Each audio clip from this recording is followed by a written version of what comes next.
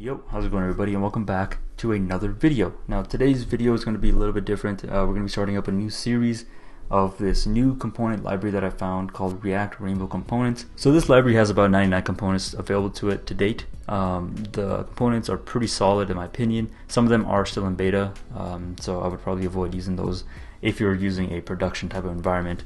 Really cool is that most of the actual components are interactable, so you're able to test the code right then and there inside the actual component example. And after that, we have great internalization, so most of the components are able to work in different types of locales. The accessibility is a must-have in their words for each component, which is great to see. Now there's something interesting that I've never seen before. It uses a different types of testing for their components. It's called video page objects. You can see it on webdriver.io. I've never used it before, so I don't really know how that works, but after that they use Redux form integration as well as a beta version of TypeScript support, so their components come with TypeScript typings out of the box.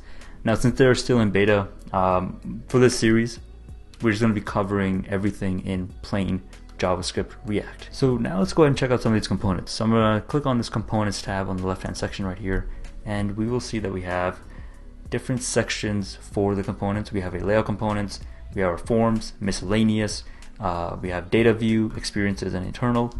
Now this library, as you expect, has all the basic stuff that every single library has, like buttons, accordions, modals, drawers, all that sort of good stuff. But what this does is that it integrates very well with third-party integrations, so such as Google Map. It has its own components for Google Map where you can actually add specific points of interest if you want it. So if I were to find one right here, let's see, where is it? So in this map marker right here, what this allows us to do is we can actually create our own map marker on the Google Maps area and nest it within the actual map itself. So in the words, they say the map marker component is a single section of information that is nested in the Google Map component. This component shows you the detailed information for each location that is displayed in the Google Map.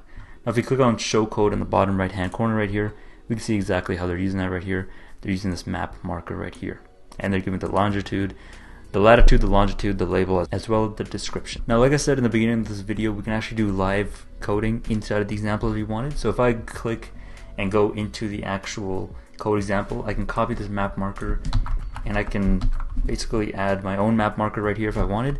And let's go ahead and add our own map markers. I'll do 8.4, I think that should be close enough. And I'll add the label, let's call it PP Bay. And I don't know if this is the real place or not, but if we go up, now we'll see our map markers right here. If I click on it, it takes us exactly where we are. If I click on it, we see our description, which is pretty cool, I think. Cool. So now if we go back into the components, and we see this thing right here called application. Now this is really cool. It's fairly similar if you've seen my previous tutorials on Mantine's library, where they have the Mantine provider. This is fairly similar to that, where we're able to encapsulate our app in a tag, in an application tag, where we can actually give it our custom themes if we wanted, or custom fonts, whatever we wanted. It'll encapsulate and provide it to the entire app. So I made a really quick example right here of being able to use dark mode in this library, and it was fairly quick and fairly easy to do, and I'll be showing you guys how to do this later on once we've installed and got started with using this component library. Alrighty, so going back into my components library, just something that I wanted to run over really quickly was the time picker and the visual picker ability in this component library. Now this absolutely blows me away, where in the case of the Mantine library that I made a couple of videos ago, that I made a couple of videos about, where you had to actually add your time manually. So you have to type in here whatever you wanted.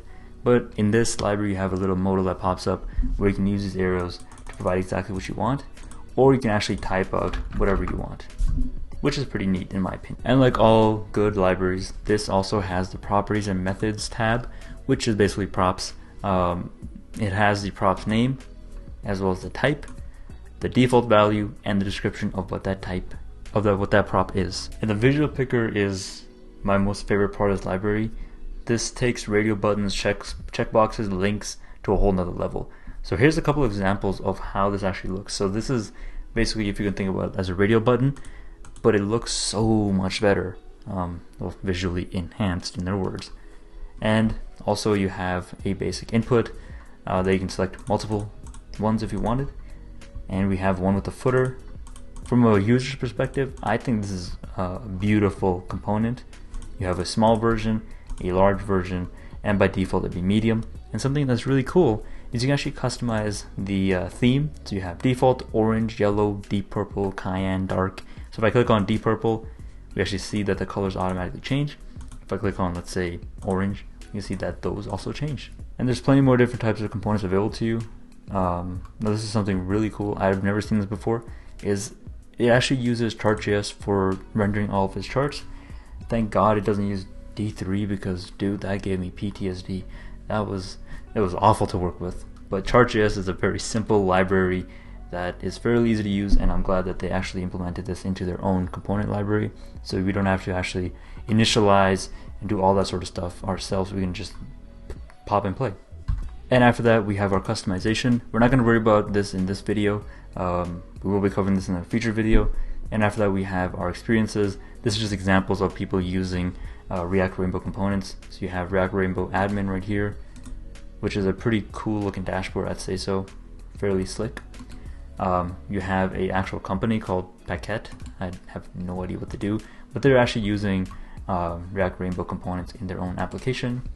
And they have their own self-made apps. So they have their own Rainbow Angola search, Firebase authentication, AWS authentication, as well as MongoDB search.